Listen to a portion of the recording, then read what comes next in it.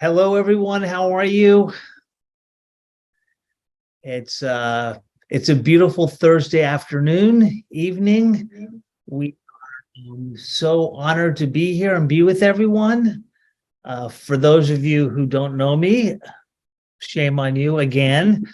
My name is Michael Wolper. I am the Director of Happiness, and I'm so fortunate to be sitting right next to Miss Kobe DeGelder, who is the pillar of our earlier school and has been the one that has been taking your children and guiding your children on the amazing journey they've started and will continue for the next year.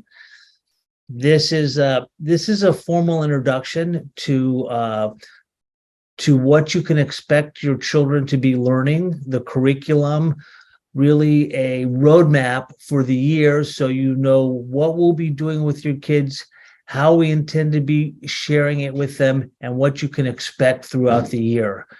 I'm just here to introduce the wonderful school and say welcome to everyone.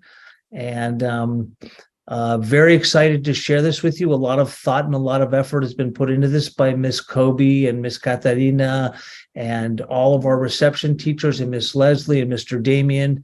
It's been a really an effort of a group, and it's really designed to prepare your kids to be successful when they step into the primary school and beyond. So know that your children are in good hands. Your children are being really well prepared, and they're being prepared in a way that's unique, that will allow them not only to be successful academically, but will also give them the social, emotional, ethical intelligence so that they can be happy, well-adjusted adults in the world.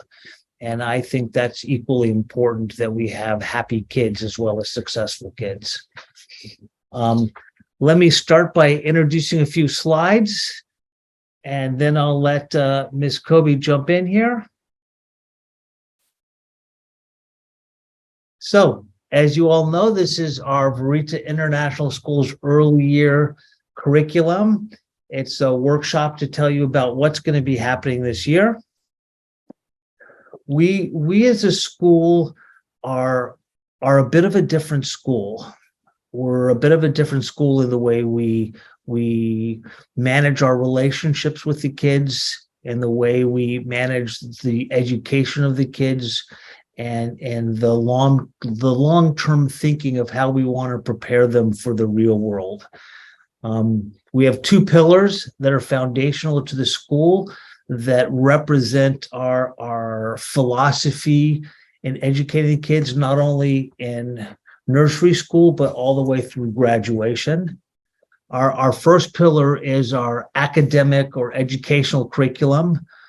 Our school is built to help develop students that have academic excellence, and it's a very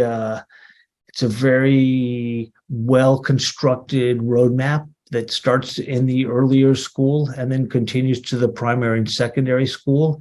It's scaffolded so that what they're going to be studying in nursery and reception is designed to allow them to have excellence in primary. And it really is a thoughtful curriculum that takes the best of what we found in education, not only from an academic perspective, but from a neurobiological developmental perspective. We also introduce immediately with your students is a social, emotional, ethical development. We feel it's very important for kids to have an awareness of themselves and themselves in the world. We have 21 competencies that represent our social, emotional, ethical curriculum.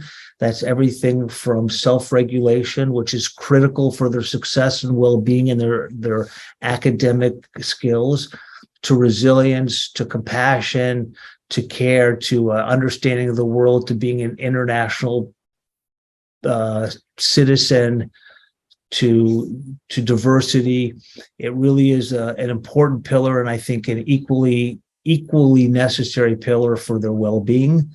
If they don't have the social, emotional, ethical wisdom, they won't be successful academically. And so it's a fundamental building block to their continuing education as they step out in the world. We are joined today here by Miss Demi. We also have Miss Leslie, who is here. We also have Mr. Damien, who is here. Miss Leslie is our developmental director. She helps develop the curriculum. She helps develop the teacher. She helps actually develop and grow the school. And she's really the support system that has been working the most closely with Miss Kobe in getting your kids prepared. We have Mr. Damien, who is our new superintendent of school. He's another amazing addition to us who really put the operational and the functional organization into our school and into our growth and into our development, making sure that we have all the necessary and regulatory areas covered for your kids and holding us to the fire in terms of what we're doing with your children, how we're educating them and how we're developing them. So we're very lucky to have those two with us. Ms. Kobe will introduce her team as she gets started. But I just wanted to welcome everyone and say how grateful you are that you've entrusted us with your children. We do not take that responsibility lightly. We are here. We are here to make sure your children can become the best they can be, and that is our goal and our purpose daily. And that is an honor that we have the ability to do that with your children. So thank you for being a part of the school. Thank you for joining us this evening. And we look forward to a very long and enjoyable and exciting and creative and dynamic experience together throughout your lifetime at Verita, which we hope is forever. And with that being said, I'd really like to just hand this over to Miss Kobe and have Miss Kobe really walk you through this and share what she's been working so hard for the last 3 months and for the next 10 months. Miss Kobe? That's an excellent.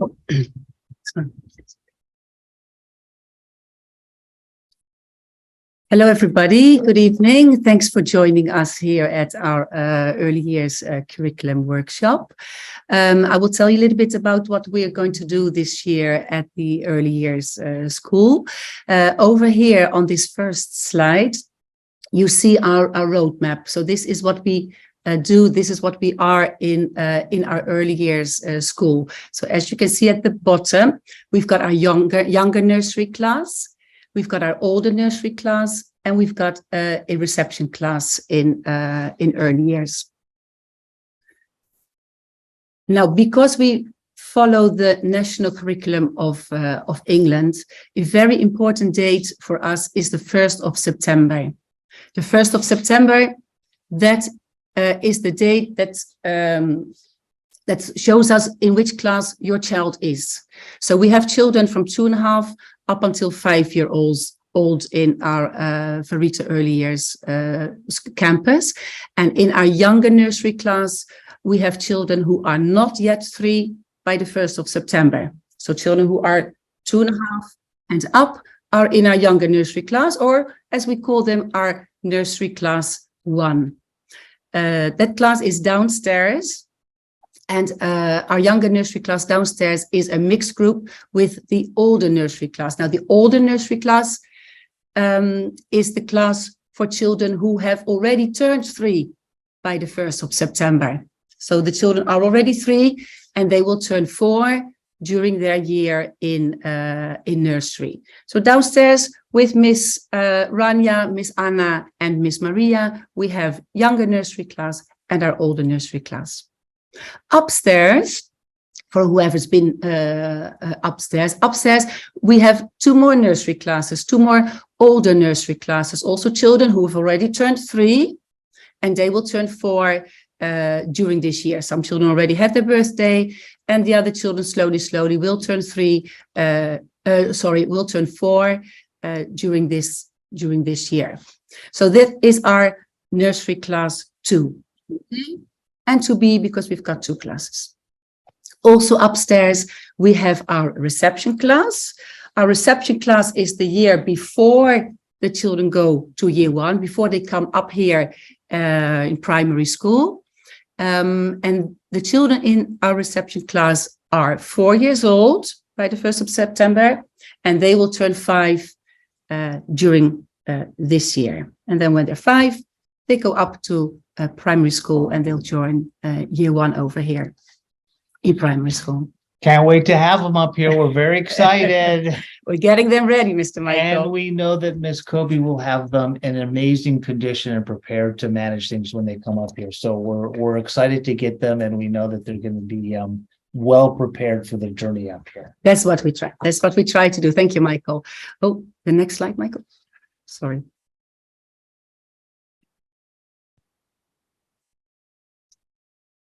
Okay, so like I said, during our years in early years, we follow a few curriculums. We follow the National Curriculum of England, and for early years, that curriculum is called the Early Years Foundation Stage. It's a framework that tells us what the children should learn during their years in early years. We also have our International Early Years Curriculum. Mr. Michael will tell us a little bit more about that in a bit. That is our inquiry-based learning that tells us how do we want children to learn the things they need to learn in early years. Then we also have our phonics, our literacy, and our White Rose maths program. That is mainly for our reception class. Mr. Damien and Miss Katerina will tell you a little bit more about that afterwards. So at the bottom of the slide, you see all the other subjects that we have, because it's not just about curriculums and what do we need to learn and how do we need to learn it. We do lots of things during the day with lots of fun activities. Of course, we have our social, emotional and ethical learning every day, mainly during circle time. We have our art projects going on a daily basis. We have every week, we have our dancing and our yoga classes, our mindfulness. Twice per week in nursery and once per week in reception, we have a dedicated music lesson where children learn their nursery rhymes. They learn new songs. They learn about rhythm, about beats. They explore their feelings about music. What do you feel when you hear music, when you listen to music, when you play music? And they, hi, Mauer, and they explore musical instruments. And of course, every day during our first outdoor play session, we have our lovely Miss Maria, our physical education teacher, who does physical education with all the children from the younger nursery class up until our reception class. And they're through games and exciting skills. She practices the gross motor skills, the fine motor skills, spatial awareness, balance, coordination, all the things that children need to learn during their physical education sessions. And of course, the rest of the time, there's plenty of time for the children to explore the garden and to do their free play and to communicate and to socialize with each other. The last box is Greek lessons. I'll tell you a bit more about that at the end of the session, of our presentation.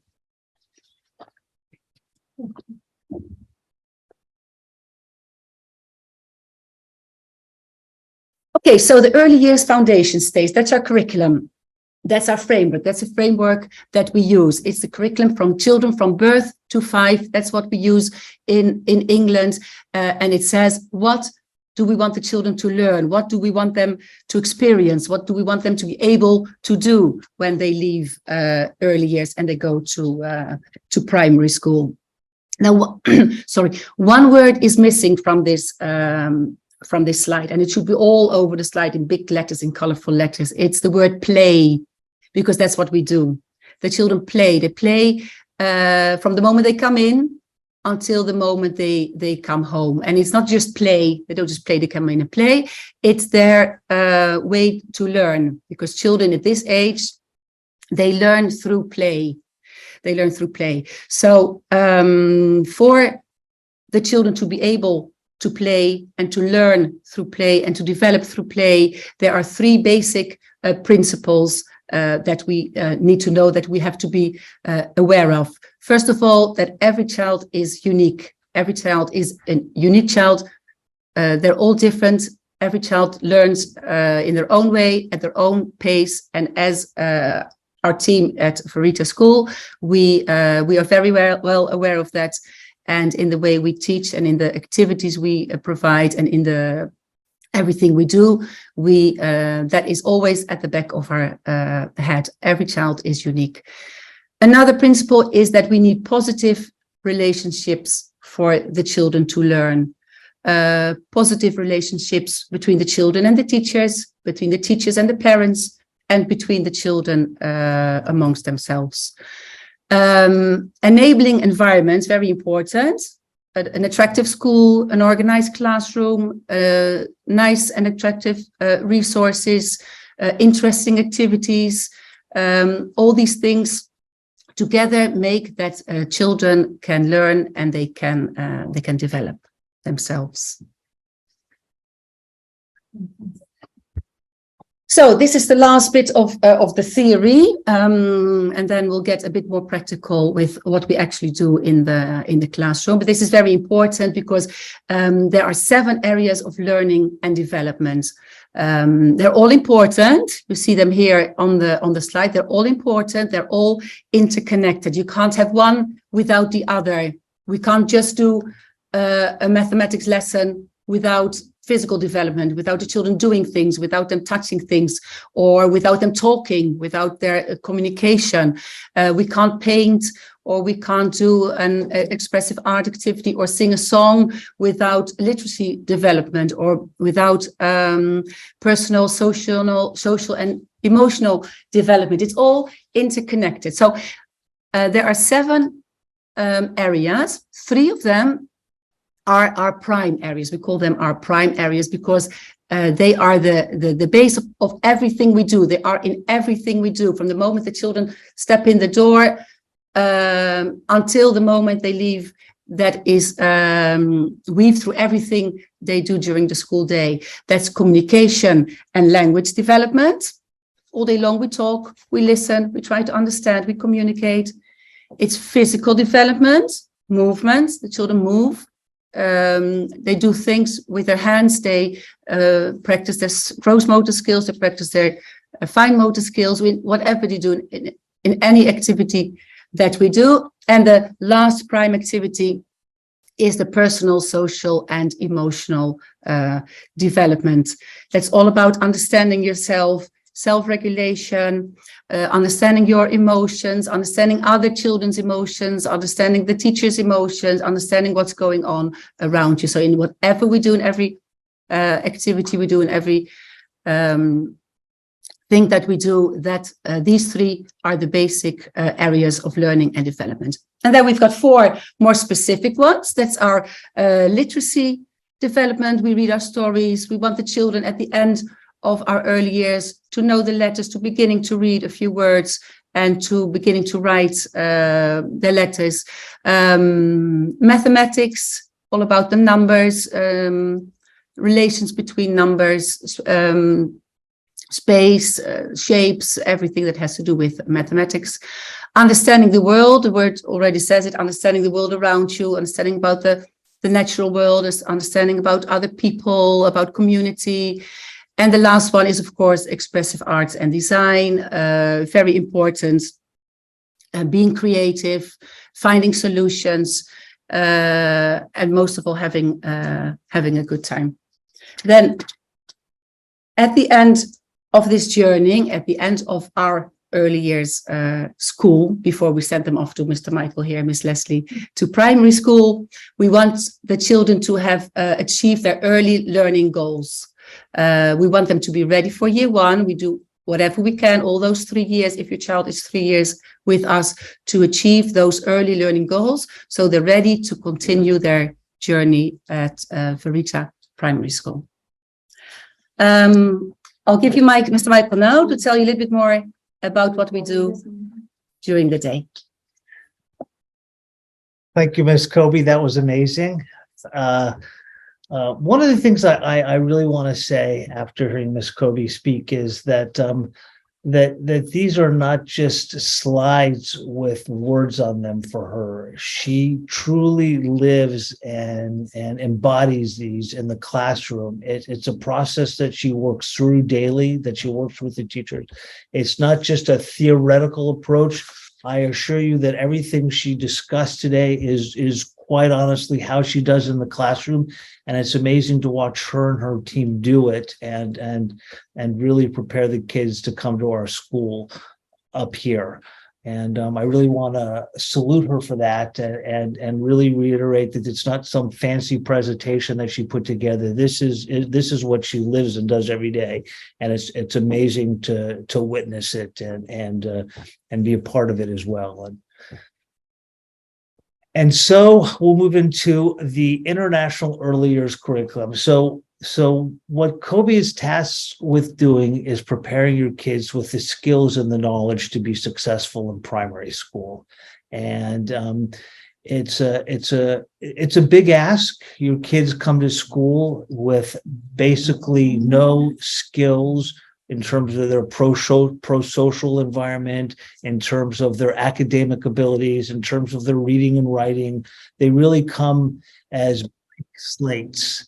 And the responsibility of Ms. Kobe and her team is to take them and not only educate them how to be in the world and how to be in an environment and how to be around other kids, but also with the basic knowledge and skills so that they can go on to primary school and be successful. So unlike the primary and secondary school, where we're just simply educating them, she's responsible for really turning them into young adults that have the skills and the knowledge and the social emotional capability to function successfully. So it's a big ask, and she's done it really successfully up to this point. And I may be a little prejudiced because I love Varita School, but I'm really proud of the kids that she sends up to us, and I'm so excited to go down there and spend time at the school and see the kids, because they're all so happy, and they really do learn through playing there, and it's makes me want to go to school there, quite honestly. So I'm very quickly going to touch on the International Early Years Curriculum. This is sort of the model that we use to teach the national curriculum of England and Wales to the students and prepare them. The IEYC is part of a bigger organization called Fieldworks Education. It has created a series of curriculums that are for the earlier school, for the primary school, and for the secondary school. It's a very robust, very well organized, and very unique way of teaching the national curriculum of England. And it has been designed specifically to layer over the national curriculum of England and Wales so that it's providing and meeting the milestones and objectives of the curriculum, but doing it in a very unique, very engaging, very creative, very innovative way. It's actually one of the fastest growing curriculums in the world right now. I think that schools are really recognizing the fact that students need to be educated in a way that allow them to get up and move about and participate and do hands-on learning and hands-on education. It's a process that involves an inquiry or project-based operating process where the students are actually learning by doing. It's a lived learning experience. They're not just being taught content, but they're actually actively engaged in the content.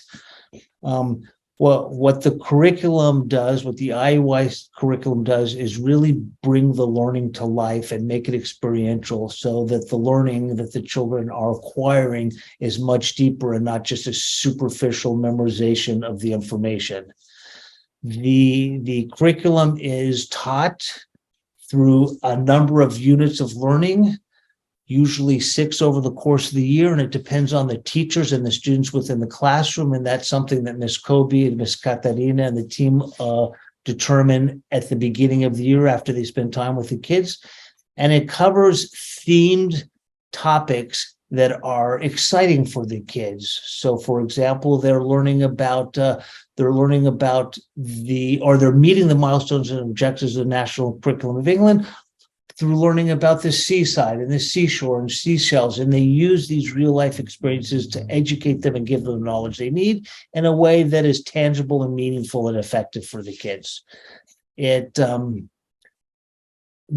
strength of the IEYC is to develop kids who are excited about learning, who are able to tap into a much more creative foundation or resource within themselves, and it really embeds the information in a way that they understand it more deeply than simply reading it theoretically or having read them theoretically in a book. The other thing that I really admire about the IEYC and the way that they're teaching at the earlier school is that they have taken the time to really get to know the students and understand the students' strengths and weaknesses and capabilities. And through the IEYC and through the inquiry-based learning process, they're able to create activity or learning centers that create the opportunity for us to really provide a differentiated learning experience for each of the students. So recognizing where both their strengths and their weaknesses are, so that we can keep them engaged if they're really excelling, or that we can help them catch up if they're having areas where they're not as strong or they're not as capable at, and doing it independently so they can still be a part of the class, a part of the group, but also acquire the information and acquire the knowledge that is necessary for them to move forward. This is just a brief example of what a unit of learning is for the course of the year. Like I said, each of them are interestingly themes. We talk about this is me, who they are, about them, their bodies, who they are, their families are. We talk about, we use the toy shops, we use loose parts, healthy habits, the brilliant bug balls are all entertaining units of learning that contain subjects and topics and activities that the kids will enjoy, which is the play component of the school, but also provides them with a really robust amount of information. I think there's really three areas that the Fieldworks education, IEYC curriculum, as well as the IEPC and the secondary school curriculum excels at. It focuses on the personal learning goals of the students, which you can see here is their inquiry, their curiosity, their resilience, their morality, their ethical compass, how to communicate, how to be thoughtful, how to cooperate in the classroom, how to be respectful, and how to adapt. It really focuses on these skills and really nicely interweaves with our social, emotional, ethical development, so that at the same time that they're getting an educational foundation, the social, emotional, ethical element is being connected in a way that is holistic. Like Ms. Kobe said, we don't teach subjects siloed individually. As she showed in her integrated chart, it's all interconnected, it's all part of the whole, so that they're not just learning singularly, but they're learning in a holistic, more comprehensive way. The second component is the subject learning goals, which again follows them throughout their education with the IEYC and the Fieldworks education. It's communication, it's their physical development, it's their personal and social emotional development, it's literary skills, it's mathematics, it's understanding the world and understanding their place in the world and understanding the diversity of the world, that they're all part of the whole, and it's their expressive arts and design. And then finally, it helps students understand the world as a whole and as an international, as not a single culture, but a more international, intercultural relationship. And the entire fieldwork education curriculum is a beautiful segue into our secondary school, where we then introduced at the last 2 years the International Baccalaureate program. So the roadmap is really designed to take them from the earlier school all the way through graduation in a very interconnected, very comprehensive, very structured way, so that that they can step out into the world and be and truly be academically and ethically wise and prepared. The next slide, which I just brought up here, is something that Mr. Damien, who is our superintendent, is going to share with us. He is one of those weirdos who thinks math is brilliant, and he himself is brilliant at it. And I'm always so fascinated to see how he teaches a class and how well the students connect to it and understand it. It makes me wish that I had a Damien in my life when I was a young kid, and I think all the parents should be really grateful that Damien's here to share this and be a part of this. So, Mr. Damien, please take it away and share your brilliance. Too kind, Michael. I hope you can see me. I'd have turned the video on, but I hope you can see me. And I'm out of mute. Can you hear me? Yes, we can. We can hear you. We can see you. You look handsome as always. Yeah, I'm sure. Flattery will get him everywhere. Right, so you can see here, this is what we use in the primary school and obviously in reception of early years. It's called White Rose Maths. It's a scheme in which supports the teachers in how to plan, how to deliver, and how to support the children to learn the mathematics that they really need to know and to understand. And the whole approach is built upon something that's vital that Kobe's already mentioned about play. When we talk about anything as a number, we often as adults will think of it in the abstract only. So we think 5, 10, 15, and it's just a number. For children and for everybody really, we need to understand what 5, 10 and 15 actually are. So 5 on our fingers, it's 1, 2, 3, 4, 5. We can physically touch them. We can use them, we can mold them, we can put them together and make the whole number 5. That is absolutely crucial for the children to understand before they leave reception, is the numberness of 3, for example, or the numberness of 9, or the numberness of 6. What does that number look like? What does it feel like? How can I separate it if I'm able to? Can I separate it into groups of 2, groups of 3, groups of 1? And that is a group, obviously. What we're doing all the way through in the process is exploring with your children how numbers work, how numbers are, what they feel like, what they look like, way before we ever expect them to write them. So if I have one thing from this evening that I want you to take away, it's that writing a number is not important. Understanding that number is key.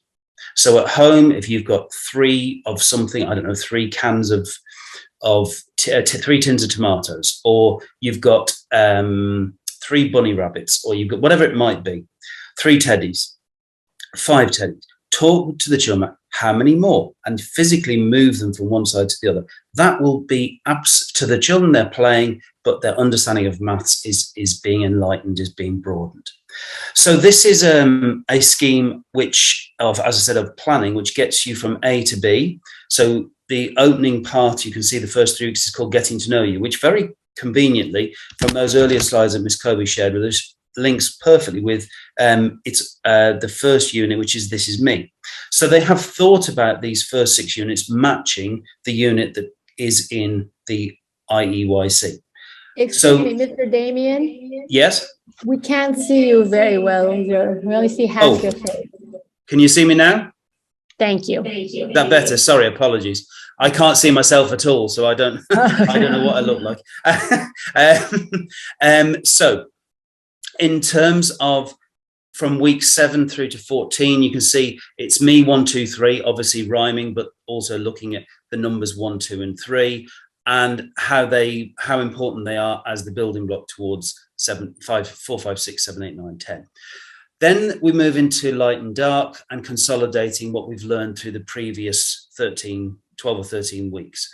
The scheme of planning allows for the teacher, though, to look at the children themselves individually and as groups and say, okay, we need to spend another week on, for example, the topic of just like me, or it's me 1, 2, 3.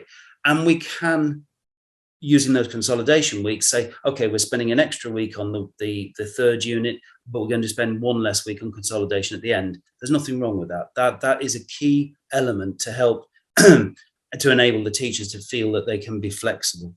The same with spring. You can see Alive in 5, growing and building, and the unit for reception at that time that Miss Kobe showed us was called, sorry, I'm just going to bring it down again, The World Around Us and Animal Rescuers. So the world around us, there you've got building, you've got growing and alive. So the whole of that, again, links neatly with the topics that the children will be covering in reception.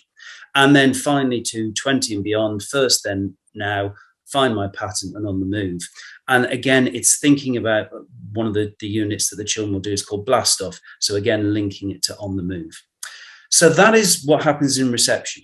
But I want to now, on the next slide, if you can move to the next slide, please, Michael or Kobe, because the next slide actually even more impacts upon, oh, sorry, the previous one, that's it, the CPA approach. And this is what White Rose Math is actually built upon. It is an approach that came from, ironically, the UK originally in a textbook, was exported in about 1958 to Singapore. For those of you that know, Singapore is the highest performing mathematical country on the planet, and it bases its entire success on that particular textbook. Not the textbook itself, but the approach. The approach in the book was all about what was called the concrete, pictorial, and abstract. And you can see here the concrete, the physical that I talked about, the 3 bunny rabbits, the 3 tins, the 5 of this, the 7 of that. That concrete understanding of how a number is made up, what it looks like, what it feels like, what it looks like to separate, to put back together. That is absolutely key to the learning and the understanding of mathematics. Before the children move on to the pictorial, which is a representation of that in a picture form, literally, as it says pictorial. So you might have four bears on one side, and you want to find out how do we make 5 bears on the other side. And the children themselves will be moving them across and saying, oh, there's 4 on this side, 5 on that side. That's 1 more or 1 less. And that is then how they draw it. So they actually would draw 4 bears on one side on their page and 5 bears on the other side, and then show the difference is 1 bear. So we're moving from the concrete to this pictorial representation always before we get to the abstract. So what I would ask you to do is very much do that at home. When the children are talking about numbers, physically work with them with that correct amount of number. Use money, use whatever objects, stones, little pebbles, anything at all, and use that as the physical representation. Draw around them if you want to do the pictorial yourself at home as well. Use coins, draw around the coins, and they get that understanding of 7 coins look like this when they're drawn. And only when they're ready, move on to the abstract number 7, the abstract number 5. And that will be the best support for their mathematical learning that you can possibly do as parents at this age.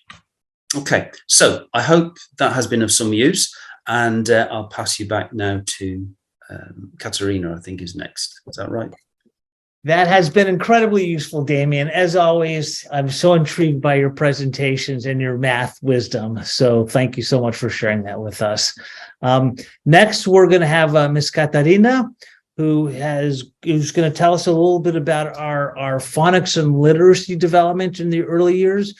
We really focus and emphasize literature and literary in our primary school. We find that to be a foundational component of their broader learning and broader knowledge. And so we lean very heavily on the earlier school to not only give them the basics, but also to get them excited about it so that it's carried through in primary school, and reading, writing, and literature becomes a natural part of their learning. And and growing experience. So, Ms. Katarina, are you there to join us and share with us? Hello, yes, but I don't know if you can see me. I can't see you. Do you know how to turn your camera on there? I have, but for some reason it says that it's not available. I'm sorry about that. Okay, let's see if I can help you there, Katarina. I'm so sorry. Oh, well, here's the good and the bad. The good is that you don't have to have everyone looking at you. The bad is they have to look at me instead for the next 5 minutes. So there we go. Okay, let me quickly try something because it is. Okay, I don't know. Sorry, I'm not very good with technology. Hello, everyone. Thank you for joining us. Now I'm going to talk a little bit about phonics, and I'm sorry I have a lot of flips to go through, so I'm sorry, Michael. But I'll be quick. Now, in nursery, I'm going to start with the little ones. We start phonics with the older nursery, and we usually start after Christmas. And we use, Michael, if you can go to the next slide, please. We start with jolly phonics, and as you can tell, they're quite jolly, and that's why we start with that program in nursery. And to be clear, that the children, they are in older nursery, they start after Christmas. They start before they go to reception. And with the next slide, you can see the order of the sounds that we're doing in nursery. And we don't follow the whole program because it's only for 1 year, and we do up to sound B. Now, in nursery and reception, we don't call the letters by their name, but by the sound. For example, it's not a S, it's a S. And it's very important for the age, for them to understand what reading is later on. I will explain. And we focus more on the sounds and not as much on the graphemes, as at this age they're still working on the fine motors, and we don't want to stress them over with the graphemes. We do the sound formation, fun stuff like flower or glitter or oats, like we had this week. This program, as you can see on the next slide, includes short stories that they follow the sound. And for example, here, a boy goes for a walk and a snake comes out. That helps the children link the sound to a story, and it's easier for them to remember how that sound might look like, or how the sound would sound like. And on the next one, you can see an example of some short songs that they have for this program, and which is very fun. Like, we use them in reception sometimes, and you can find them on YouTube as well, so you can practice. And I cannot stress that enough. Saying the sounds clear is very important for the children. Instead of A here would be onto my arm. And that's it for reception, I think. In a nursery, sorry. Now we focus, if you can go on the next slide, Michael, I'm sorry. We focus in listening the initial sound of words a lot in early years. When a child says, when we, for example, say teen, the child needs to be able to say, oh, the first sound is T. Or when we say cat, it's important for the child to recognize that K is the first sound. On the other way, we also encourage them to find words that they start with a given sound. For example, on the picture, if I say T, they can think of tie, teen, tap, tomato, 10. And moving on in reception, on the next slide, we use a different program, which is amazing, for them to start blending, not only orally, but to be able to read by the end of reception. And that's Read, Write, Ink. And on the next slide, you can see the order of the sounds on this program. Now, in reception, we do only the set 1 sounds in the international schools, as a lot of children don't have English as first language. And these are all the sounds in the set 1. You can see them on the chart, and we call them sounds. And the ones that have two graphemes, like the sh for the snake and the horse, as you can see on the fourth line, we call them special friends, because they're so special and they're so close to each other. They always sit next to them, and it's easier for them to remember, and it makes it more fun. And as you can see, each letter, its sound, has a picture, and each sound has a rhyme that helps them to know how to form the letter. On the next slide, you can see what I mean. Here, for example, this is a snake, and on the other side of the card, you can see the grapheme. And with this technique, the children with a clear sound, they are more able and more confident to blend orally first. So have the sound, the blending, and then that moves them on to the reading when they see it on paper. And we have on the next slide somebody to introduce to you. Now, this little boy over there at the corner is Fred, the frog. This is a puppet that we use a lot in reception. And Fred not only provides the children with confidence and fun, actually it's fun, but also provides them with confidence, because they have to help Fred, the frog, to blend orally and then later on to read, because he's not able. Fred only speaks in sounds. He cannot speak in like us. So Fred, for example, wouldn't say cat, but he would say cat. And the children then have to figure it out and help the frog communicate his message to us.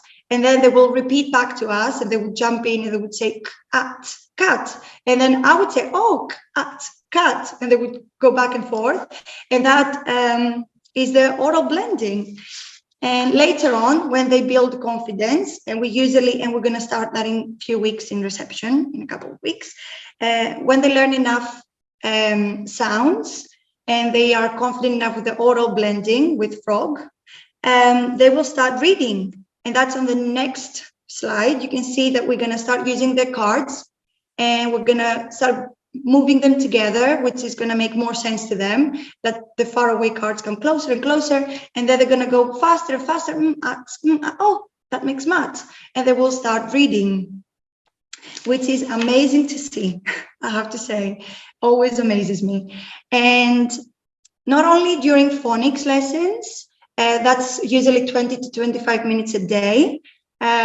We do 2 sounds per week in reception. I forgot to say that we do a sound a week in nursery. Now in reception, we do 2 sounds a week, and we consolidate each sound the next day. And then on Friday, we kind of try to summary up the 2 sounds that we've done in the week and consolidate on the previous ones as well.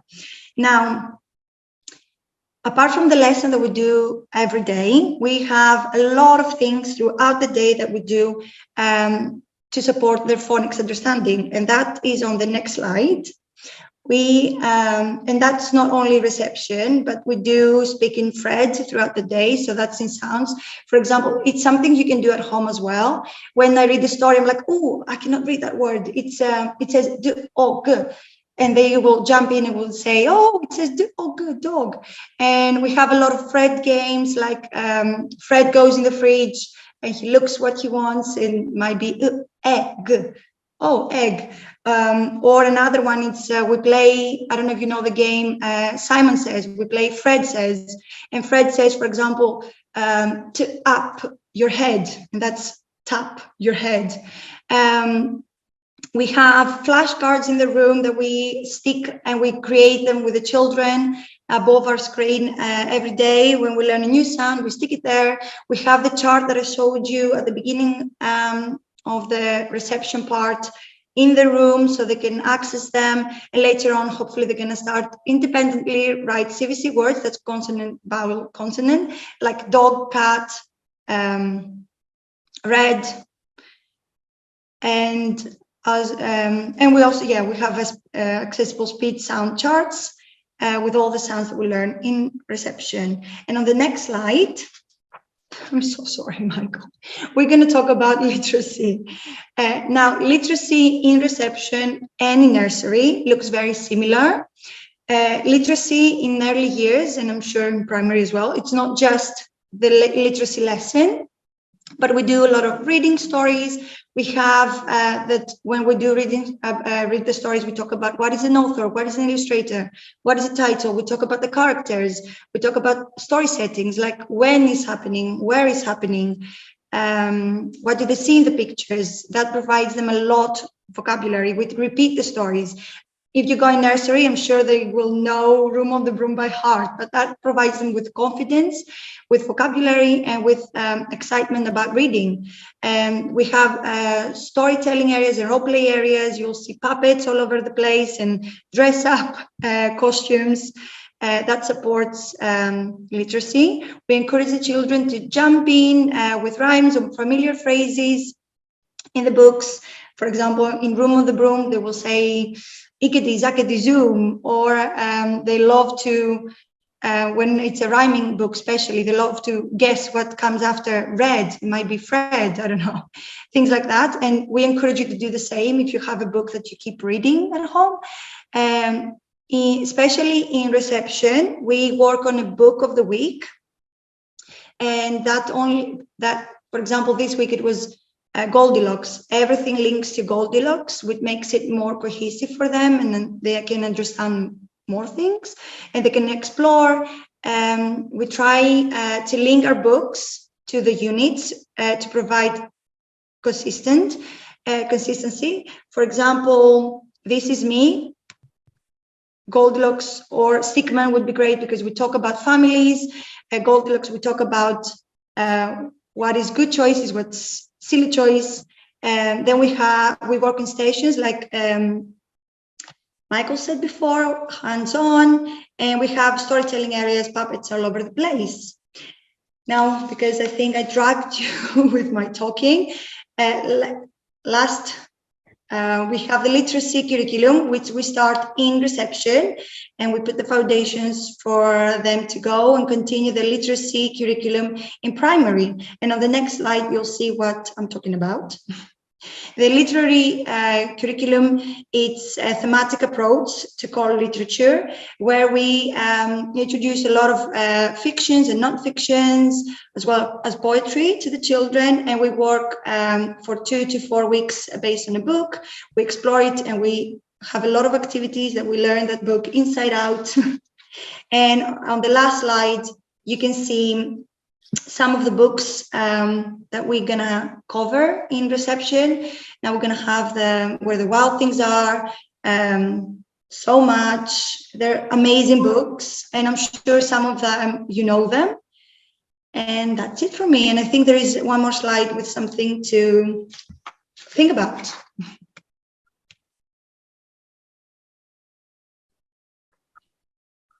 Teach Thank a you, Michael. child to read and keep that child reading, and we will change everything. And I mean everything. Yes, we agree. We agree. Thank you so much, Katarina. That was very insightful and complete. Like I said, the reading is really an important part of our educational process, and the literary tree is something that is a valuable tool that we not only use in the earlier schools, but we do carry on into our primary school, and really provides a complete way of not only reading, but also understanding, interpreting, and writing about the book. I think the next part will be Miss Kobe. Let me quickly bring her back, and then thank you again, Katarina. Thank you. Okay, 2 more slides to go. We're almost there. So I'll tell you a little bit about the Greek learning at Verita School. As an international school in Greece, we have to teach Greek and Greek history and culture, because this is the country we live in now. Because in early years, and especially in nursery, a lot of children don't even speak English yet, and they have to learn how to speak English. So it is very basic. We have 3 weekly sessions in nursery. We sing some songs. We sing Greek songs. They learn some basic colors. They learn the name of the animals. They play games in Greek, and it's all very basic. And then when we go to reception, it gets a little bit more serious. We'll have 4 weekly sessions, and we divide the class into 2 groups. We'll have a non-native group and a native group, and that continues also in primary. If I'm right, right. They have an advanced and a beginners group. And for the non-native group, for the beginners group in reception, we start with a program that is also being used in primary. It's called Yachara, Yachara, and through flashcards and games, they build up their vocabulary.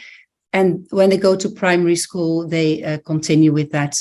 The native group is mainly going to use activities related to the topic, to the theme that they're working at that moment.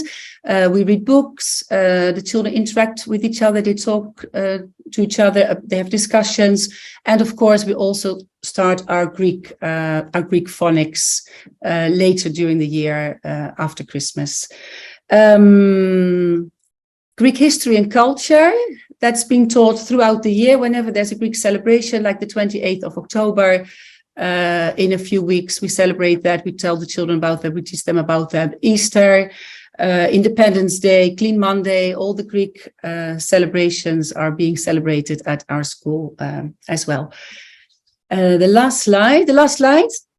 I know there's a lot of information, but this is the last slide. It's about Seesaw and Epic. Now, Seesaw is an application that we've been using, and I think that everybody is on it. Everybody is connected to Seesaw. Just for the people who are not on it yet, I want to say that is our communication. That's communication of the school with you as parents, and you can either sign in when you download the application on your phone or on your tablet. You can either sign in as a student or as a family member with the QR code I've sent you. If you have any problems, please contact me. Don't hesitate to give me a call or to mail me or Despina, and we will help you to set it up. And another application that we're going to use very shortly before the upcoming break is Epic. Now, Epic is an online library. It has thousands of English books. And I don't have to tell you, Ms. Katrina told us already how important reading is for young children, for all children, but especially for young children. They build up their vocabulary. It's good before you go to bed to read a story together, to have some bonding.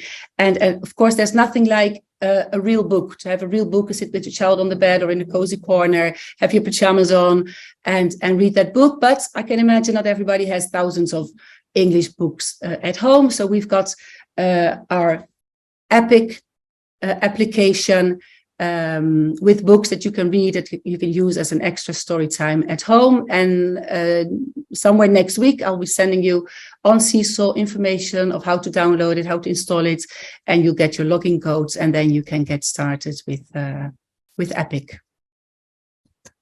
That's it for me. Thank you very much for joining us and listening to us. And I'll, Michael, you can wrap things up. Kobe, thank you so much. So I hope everyone had a chance to see how much thought and attention and work goes into making sure your children have all their needs met, both academically and in terms of their social emotional development.